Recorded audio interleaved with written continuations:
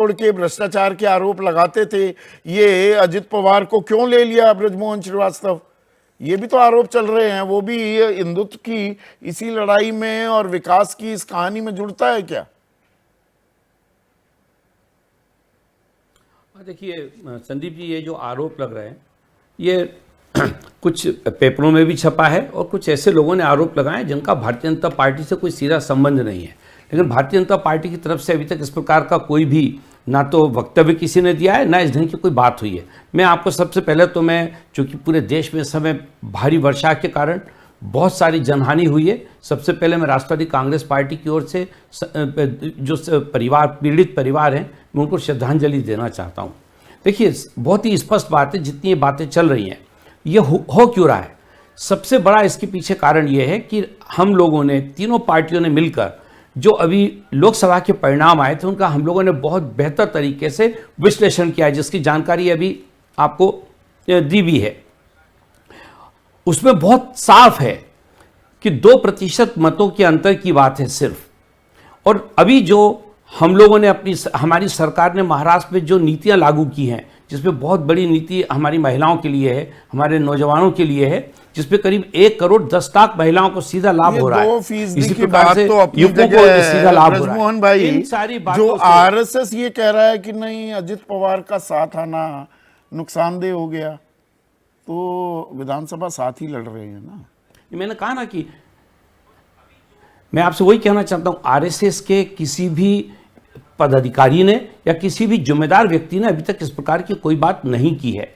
और वहां एनडीए में जो फैसला है वो भारतीय जनता पार्टी और हम सब लोग मिलकर लेते हैं। वहां हम लोगों की रणनीति बहुत स्पष्ट है। महाराष्ट्र में महायुति लड़ाई तो ये औरंगजेब बनाम अब्दाली है।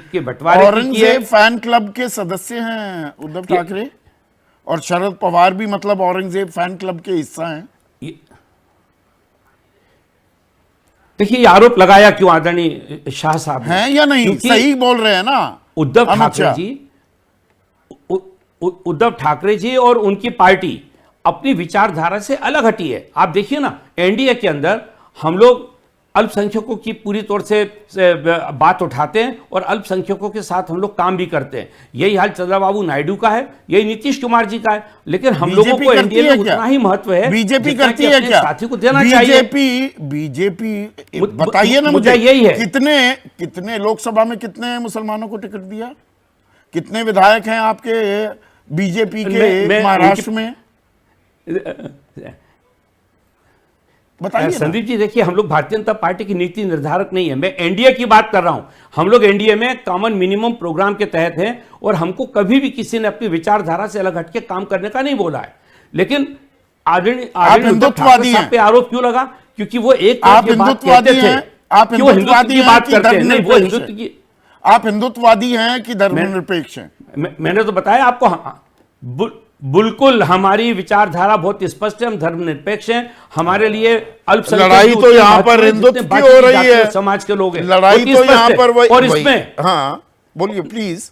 हाँ, ये लड़ाई नहीं है संदीप जी। ये लड़ाई इसलिए हुई है क्योंकि आदरणीय उद्धव ठाकरे जी लगातार इस बात को कहते थे कि वो हिंदुत्व की बात करते हैं। उसको आदरणीय अमित शाह साहब ने एक्सपोज किया है।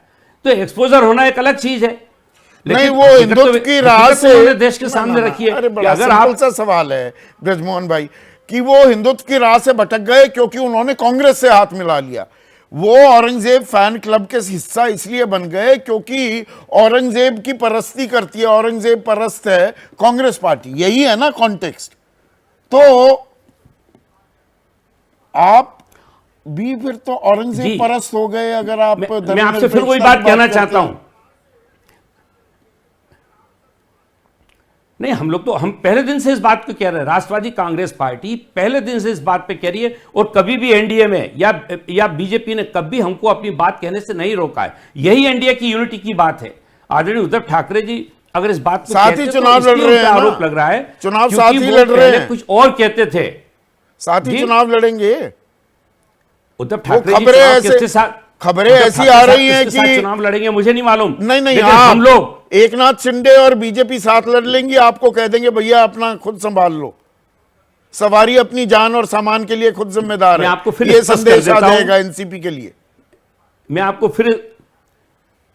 आपको फिर स्पष्ट कर देता हूं, एकनाथ शिंदे साहब, देवेंद्र फडणवीस साहब और आदरणीय अजित दादा पवार साहब, हम तीनों लोग बहुत ताकत के साथ एकजुट होकर महाराष्ट्र का, चलिए आप एक साथ हैं, एकजुट हैं, पर यहां पर सवाल तो अब ये हो जाता है कि असली वारिस कौन है, असली हिंदुत्व का पैरोकार